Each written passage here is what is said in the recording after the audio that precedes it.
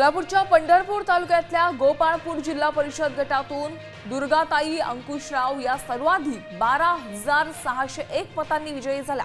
त्यांनी शिंदे सेनेच्या प्रियांका परांडे यांचा पराभव केलाय। सोलापूर जिल्हा परिषद अध्यक्ष ओबीसी महिला प्रवर्गासाठी राखीव असल्यामुळे अध्यक्षपदासाठी दुर्गाताई अंकुशराव यांच्या नावाची चर्चा सुरू झाली आहे। पंढरपूर तालुक्यातल्या गोपाळपूर गटातून त्यांचा विजय झालेला आहे। यासाठी मी सर्वांचे मनपूर्वक आभार मानते।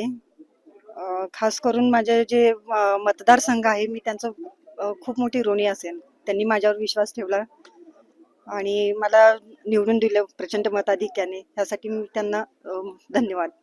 आरोग्य, शिक्षण जे काही मी म्हणत होते मूलभूत गरजा त्या विकास करण्यावर आमचा भर असणार आहे। त्यामध्ये रस्ते असतील, पाणी, वीज, प्रामुख्याने रस्त्यांच्या समस्या खूप भेडसावत आहेत। त्या आम्ही येत्या 5 वर्षात कंप्लीट करण्याचा प्रयत्न करणार आहोत।